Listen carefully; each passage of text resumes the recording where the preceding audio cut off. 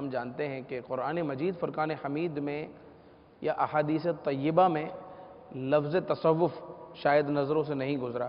تصوف کا ایک دوسرا نام احسان بھی ہے۔ احسان کا ذکر تو حدیث میں ہے، لیکن ایک سامنے والا یہ کہہ سکتا ہے کہ احسان اور تصوف کا آپ نے ایک قرار دیا، یہ تو آپ نے اس کی وضاحت کی ہے نا۔ تصوف کا کہیں ذکر حدیث میں ہے تو بتائیے، یا صوفیوں کا کہیں ذکر قرآن میں ہے تو بتائیے۔ تو جب قرآن اور حدیث میں اس کا ذکر نہیں ہے تو یہ بدعت کی زمرے میں شامل نہیں ہو جائے گا۔ کسی لفظ کا قرآن یا حدیث میں نہ ہونا یہ اس کے ممنوع اور ناجائز یا اس کے غلط ہونے کی دلیل نہیں ہوتا۔ یہ اصول بہت ساری جگہوں پہ لگتا ہے۔ یہ جو آپ نے سوال کیا ہے کہ لفظ تصوف یا لفظ صوفی یہ قرآن حدیث میں نہیں ہے، اسی طرح کئی لوگ لفظ عشق کے اوپر بھی اعتراض کرتے ہیں کہ لفظ عشق جو ہے یہ بھی قرآن پاک کے اندر یا احادیث مبارکہ کے اندر نہیں ہے۔ دیکھیں بات یہ ہے، قرآن یہ اصطلاحات کی کوئی کتاب نہیں ہے۔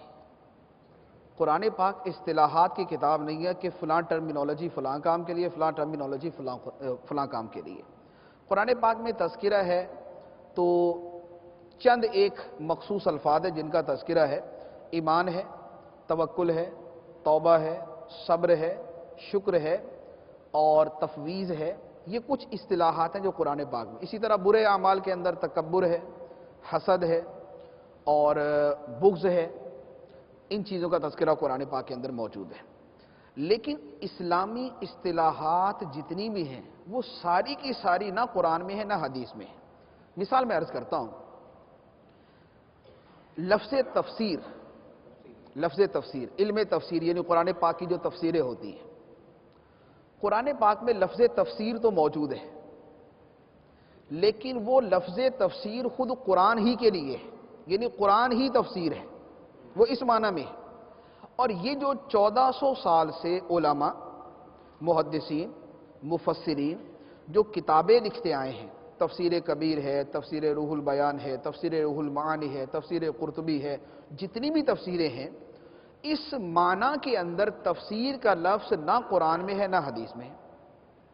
تو اب اس کی وجہ سے یہ تو نہیں کہا جائے گا کہ بھئی یہ تفسیر فلاں کہنا جو ہے نا یہ لفظی غلط ہے۔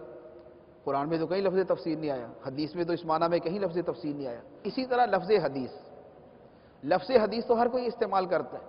قرآن پاک کے اندر لفظ حدیث ہے، اللہ نزل احسن الحدیث، لیکن وہاں لفظ حدیث بھی قرآن کے لیے استعمال ہوا، اور نبی پاک صلی اللہ علیہ وآلہ وسلم کے فرامین مبارکہ کو حدیث کہنا یہ قرآن میں نہیں ہے۔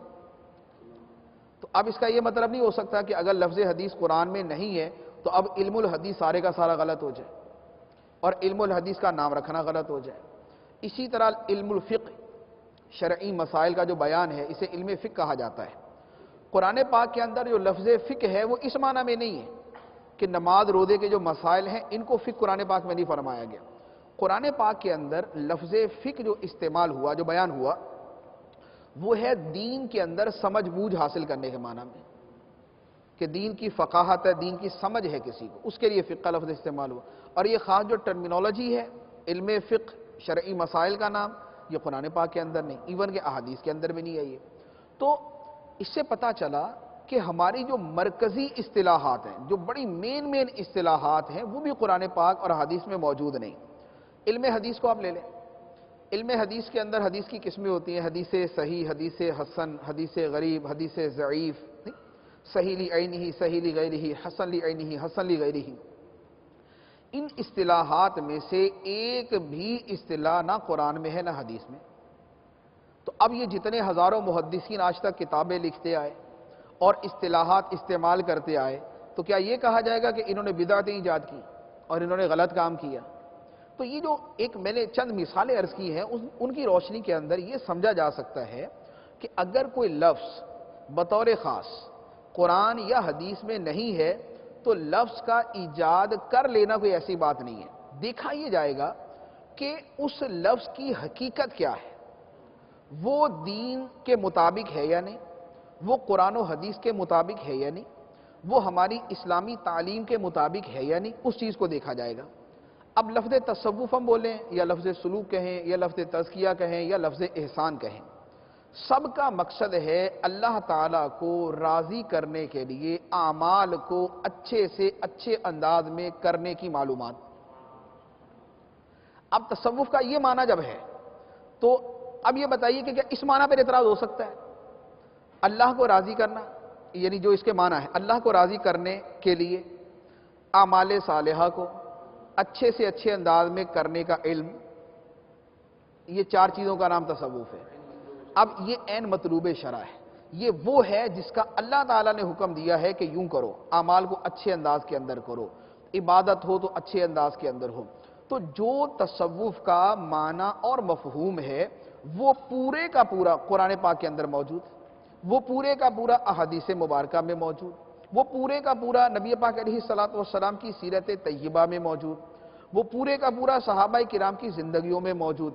تو لہذا جب اس کا معنی درست ہے اور اس کا مفہوم قرآن اور حدیث کے مطابق ہے اور اس میں کوئی بات خلاف شرع نہیں ہے، تو اب اس کے لیے جو مرضی لفظ استعمال کر دیں، تصوف کا لفظ استعمال کر لیں یا کوئی اور لفظ استعمال کریں۔ کسی کو تصوف کا لفظ بالفعل نہیں پسند تو ٹھیک ہے، احسان کا لفظ استعمال کر لے، وہ تو ہے حدیث میں۔